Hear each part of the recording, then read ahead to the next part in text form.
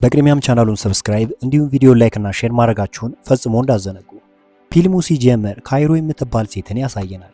18 ዓመቷ ሲሆን ቤተሰቦቿ አብረዋ ስለማይኖሩ የምትኖረው ትልቅና ብቸኛ በሆነ ቤት ውስጥ ነው። ድብርቷን ለማጥፋት መጽሐፍ ነበር መደበቂያዋ። ሌላኛው ደግሞ ካይሮ መፈቀር ትፈልጋለች። ታዲያ በዛሬው ቀን ሁሉም ነገር ይቀየራል። እምነቷ በመጨረሻውም ልክ በእሷ ዓለም የሚኖር ሰውን እንድታገኝ ይረዳታል። ስሙ ጆናታን ይባላል። መምህር ሲሆን ለቦታው ሁሉ መነሳሳትን የሚሰጥ ሰው ነው። ካይሮ ከክላስ የደረሰችው ከሁሉም ዘግይታ ነበርና ሲመለከታት የጆናታንን ቀልብ ትስበዋለች። የት እንደምትኖርም ይጠይቃታል። ቀስ በቀስም ሚስጥር ያወሩ ጀመረ። ጆናታን ካይሮ ሁሉንም መጽሐፍ ማንበቧን ሲያውቅ እጅግ ተገረመ። ፈገግ እያለችም ከዚህ ከበድ ያለ ነገር እንደምትፈልግም ነገረችው። ንግግራቸው ዊኒ የተባለች ሴት ድንገት ስትገባ ይቋረጣል። ካይሮንም ይዛት ትሄዳለች። ጆናታን የካይሮን መጽሐፍ ይገልጠዋል። ታዲያ ፓሪስ የተባለው ሰው ጆናታን የእርሷን መጽሐፍ እያነበበው እንደሆነ አወቀ። ካይሮ በተለይም የጆናታን ሁሉም ነገር ተመችቷት ነበረ።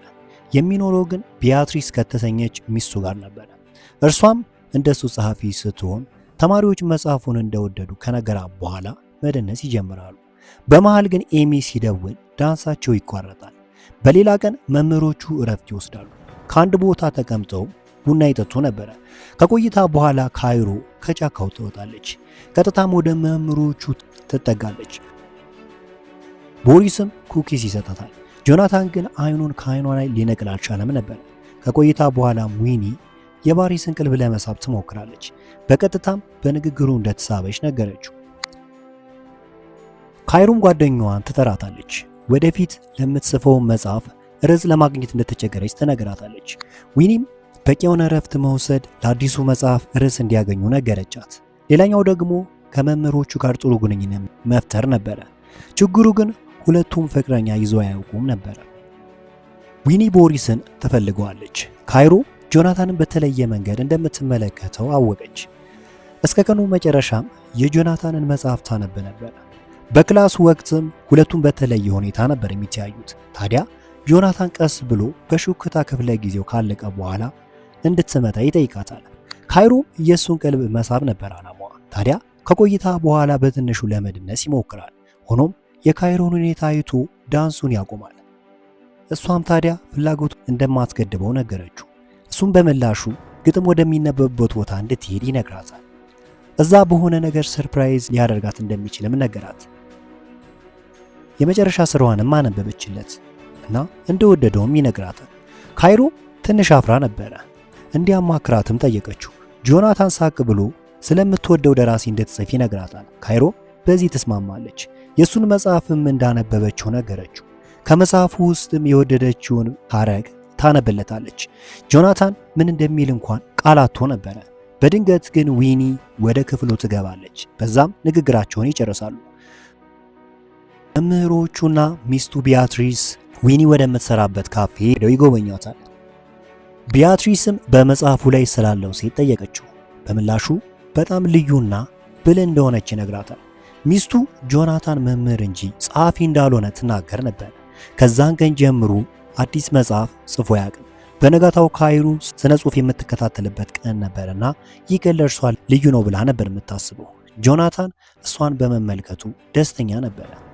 አንድ ሰውም በመድረኩ በመውጣት ለማንበብ ይወጣል። ጆናታንን በትኩረት ነበረ የሚያዳምጠው። ካይሮ ግን ጆናታንን ብቻ ነበር የምትመለከተው። በሌላ ቀን ቡና ለመምህሮቹ ይዛላቸው ትመጣለች። ቦሪስ ኩኪስ ሲሰጣት ካይሮ ቦሪስ እንደዚህ አይነት ጣፋጭ የሆነ ኩኪስ እንዴት እንደሰራ ልታውቅ አልቻለችም ነበረ። ለማንም ግን ተናግሮ ያውቀው ነበረ። ኩኪሶቹንም ለመሸጥ የሚያስብ ከሆነ ዊኒ አርማ እንደመሰራለት ነገረችው። ሴቶችም ጆናታንን ይጎበኙታል። እርሱ ግን ለእረፍት ከሚስቱ ጋር ሊሄድ እንደሆነ ይነግራቸዋል። ዊኒም ጆናታንና ካይሮ ሲያወሩ ተመልክታቸው ነበረ። ልክ መምህሩ ሲሄድ ካይሮ ጆናታንን በጣም ልትቀርበው እንደሚገባ ነገረቻት። እያወሩ እንዳለ ታዲያ ቦሪስ ከቦታው ይመጣል። ኩኪሶቹንም ለመሸጥ እንዳሰበ ይነግራቸዋል። ዊኒ ደስ ብሏት አብራው ለመስራት እንደምትፈልግ ትነግረዋለች። የምትፈልገውም ስልክ ቁጥሩን ብቻ ማግኘት እንደሆነ ነገረችው። በሌላ ቀን ካይሮ ለጆናታን ትደውልለታለች። እሱም ከመሄዱ በፊት ሊያገኛት እንደሚፈልግ ነገራት። ካይሮም እውነተኛ ፍቅር እርጋታ የተሞላበት ነው አለችው። ከሰዓታት በኋላም ጆናታን ከካይሮ ቤት ይደርሳል። ነጭ ልብስ ለብሳም ነበረ። ጆናታንም ከቦታው መሆን ይጠባበቃት ነበረ። ካይሮም ቆማ ወደ እርሱ እንዲመጣ ጠየቀችው። ጆናታን ግን እዛው ቆሞ ይጠብቃታል። ከዛም ካይሮ ወደ እርሱ ተጠግታ ትስመዋለች። ወደ ቤት ከተመለሱ በኋላ መልእክት ላከችለት። ቢያትሪስ በመልእክቱ ተበሳጭታ ነበር። በዚህም ጆናታን ማንም ወደማይረብሸው ቦታ ይሄዳል። እዛም የካይሮን መጽሐፍ በማንበብ በእሷ መጽሐፍ ውስጥ ዋነኛ ተዋናኝ እንደሆነ ያስብ ነበረ። በአዲሱ ቀን ካይሮ የጆናታንን ባህሪ በመቀየሩ ምን እንዳጋጥመው ትጠይቀዋለች። ጆናታንን በመልሱ አዲስ ደራሲ ልትፈልግ እንደሚገባ ይነግራታል። እሷም ስለምታውቀው እንድትጽፍ እንደነገራት አስታወሰችው። ጆናታን ግን ርዕሱን ታውቀው እንደሆነ ጠየቃት። ካይሮ መጽሐፉ ስለ እርሱ እንደሆነ ነገረችው። ወደ ጆናታን እየተመለከተችም ይህ መጽሐፍ ስለ ሁለት ተመሳሳይ ሰዎች ሲሆን ስለ ማህበራዊ እንቅፋት ስለማይጨነቁ ሰዎች ነው አለችው። ጆናታን ግን ብዙም አልተመቸውም ነበረ። ካይሮ እንደፈራ አውቃለች። የእንግዳ ስሜት እንዳይሰማውም ነገረችው። ጆናታን በመቀጠልም መምህሯ እንደሆነና እሷ ተማሪው እንደሆነች ነገራት። ካይሮ ስራዋ ጥሩ ነው እንዲላት ትፈልጋለች። ጆናታን ግን ይህንን አላደረገም ነበር። በዛ ደስ ያልተሰኘችው ካይሮ መጽሐፉን አስቀምጣው ትሄዳለች። በምሽትም ጓደኛሞቹ አንድ ላይ ይሆናሉ። ዊኒም ጆናታንን ወደሽዋል ብላ ጠየቀቻት። ካይሮ ግን ባደረገው ነገር ባትደሰትም አሁንም ግን ተወደው ነበር። በተመሳሳይ ሰዓት ቢያትሪስ ተማሪዎቹ ስለጻፉት ስትጠይቀው ጆናታን ለእርሱ እንዳልተጻፈ ይመልስላት ነበር። ቢያትሪስ ግን ደጋግማ ትጠይቀዋለች። በዛን ጊዜ ምስሉ ወደ ካይሮ ይወስደናል። ካይሮ ለቦሪስ እንዲጽፍላት ትጠይቀዋለች። በሌላ በኩል ቦሪስ የጆናታንን ቤተሰብ ለመጎብኘት ይሄዳል። ቢያትሪስ ቦሪስ ለሆነ ሰው እንደጻፈ አውቃለች፣ ግን ምንም አልተናገረችም ነበር። ንግግራቸው እየከረረ ሲመጣ ቦሪስ ስልኩን ይዘጋዋል። ከቆይታ በኋላም ለጆናታን ስልክ ጥሪ ደርሰዋል። ከካይሮ ጋር የፈጠረውን ግንኙነት ተገቢ እንደሆነ ያሳውቁታል። ይህ ከተረጋገጠም ደግሞ ስራውንም ያጣል። በዚህም ቢያትሪስ እጅግ ትበሳጫለች። ይህንንም ስትሰማ እውነታውን እንዲነግራት ብትጠይቀውም ምንም ነገር አልተፈጠረም ነበር መልሱ። በሌላ ቀን ካይሮ ከትምህርት ቤት ትቀራለች። ዊኒም በጣም ግራ ተጋብታ ነበረ። ጆናታን የጥፋተኝነት ስሜት ይሰማዋል ብላ ብታስብም እርሱ ግን ምንም እንዳልተፈጠረ ነበር ሐሳቡ። ከቆይታ በኋላ ካይሮ ወደ እርሱ መምህሩ ጋር በመሄድ ስለ እውነቱ ትናገራለች። ጆናታንም ራሱን መከላከል ነበረበት። እንደ ድል ሆኖ ግን ንግግራቸው ተመሳሳይ ነበር። የመጨረሻ ጥያቄ ስትጠየቅም ሁሉም የሆነው ነገር እንደምትፈልግ ትናገራለች። በእርግጥ ጆናታን መልሷ ምን እንደነበር አላወቀም ነበር። በጣም ግራ ይጋባል። በእረፍት ጊዜም ጆናታን ካይሮን እንደወደዳት ይናገራል።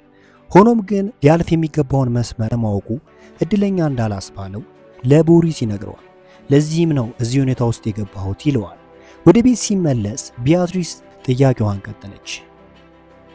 ውሸቱንም አላመነችውም ነበረ። ሆኖም ጆናታን በመሃላቸው የሆነ ነገር እንዳለ አልዋሸም ነበር። በዚህም ቢያትሪስ ለመፋታት ፋይል ማዘጋጀት ጀመረች። ዊኒም ወደ ካይሮ በመሄድ የጆናታንን ሕይወት ማበላሸት እንደሌለባት ነገረቻት።